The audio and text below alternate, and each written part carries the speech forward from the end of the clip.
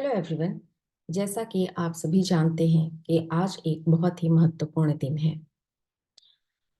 हर साल आज ही के दिन यानी 8 मार्च को अंतर्राष्ट्रीय महिला दिवस मनाया जाता है। इस खास दिन पर विभिन्न क्षेत्रों में महिलाओं के योगदान और उनके संघर्षों को याद किया जाता है तथा लैंगिक भेदभाव से मुक्त एक बेहतर समाज निर्माण के प्रयास का संदेश दिया जाता है। इस दिन कई तरीके के प्रोग्राम आयोजित किए जाते हैं और कई तरीके से महिलाओं को प्रेरित कर समाज की मुख्य धारा के साथ जोड़ने का प्रयास किया जाता है। तो आइए आज अंतर्राष्ट्रीय महिला दिवस के पीछे के इतिहास को हम संक्षिप्त रूप से जानने की कोशिश करते हैं।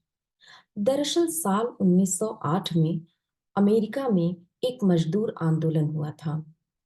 इस मजदूर आंदोलन में तकरीबन 12 से 15,000 महिलाएं न्यूयॉर्क शहर की सड़कों पर अपनी मांगों को लेकर उतरी, जिसमें प्रमुख मांगे थी कि उनके काम के घंटे को कम किया जाए, वेतनमान को बढ़ाया जाए और मताधिकार से संबंधित मांगे शामिल थीं।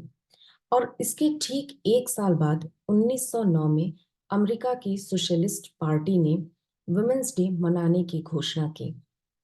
इंटरनेशनल लेवल पर वुमेन्स डे मनाने की पहल करने वाली पहली महिला क्लारा जेटकिन जो डेनमार्क की थीं। अब 8 मार्च को ही अंतर्राष्ट्रीय महिला दिवस मनाया जाता है। इसके पीछे रूसी क्रांति का भी हाथ रहा है।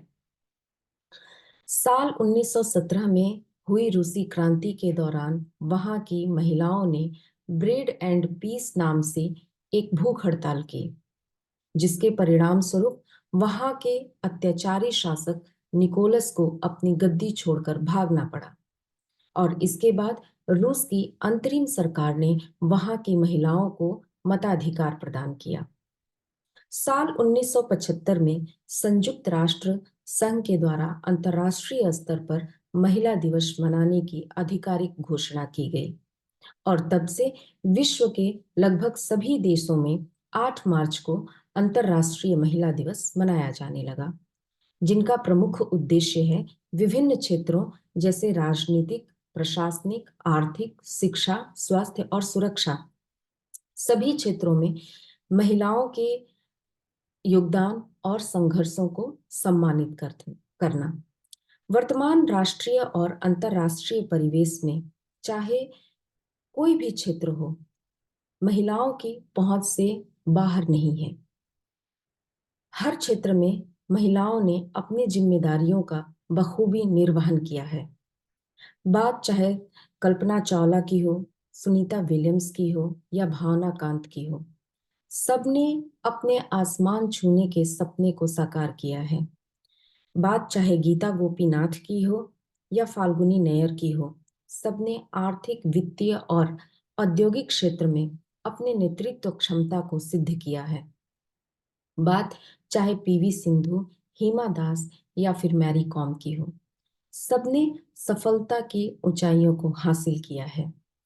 लेकिन आज इस विशेष अवसर पे मैं भारतीय सांख्यिकी संस्थान कोलकाता की प्रोफेसर नीना गुप्ता के एक इंटरव्यू के बारे में बात करूंगी। प्रोफेसर नीना गुप्ता वो महिला हैं जिन्हें शांति स्वरूप भटनागर पुरस्कार, रामानुजन पुरस्कार, नारी शक्ति सम्मान और इस तरह के कई पुरस्कार और सम्मान से नवाजा जा चुका है। प्रोफेसर नीना गुप्ता अपने इंटरव्यू में ये बताती हैं कि वर्तमान समाज महिलाओं और लड़कियों के लिए कितना बदला है या नहीं। इससे ज्यादा महत्वपूर्ण ये बात है कि लड़कियां और महिलाएं आज अपने सपने को लेकर कितनी गंभीर हैं।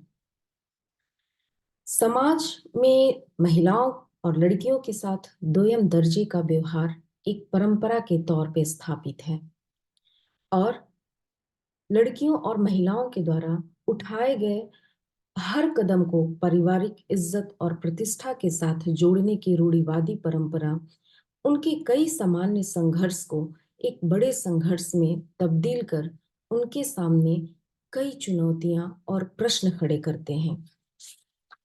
वर्तमान समय में प्रगति और विकास के बावजूद महिलाओं को अपनी प्रोफेशनल लाइफ में कई चुनौतियों का सामना करना पड़ता है। लैंगिक भेदभाव, समान काम के लिए समान वेतन न मिलना, महिलाओं की नेतृत्व क्षमता को कमतर आंकना, महिलाओं के सर्वांगीण विकास में बाधा उत्पन्न करती हैं। अब समय आ गया है कि एक ऐसे समाज निर्माण पर बल दिया जाए जहां महिलाओं को उनकी पूरी क्षमता तक पहुंचने के लिए उन्हें सशक्त बनाया जाए।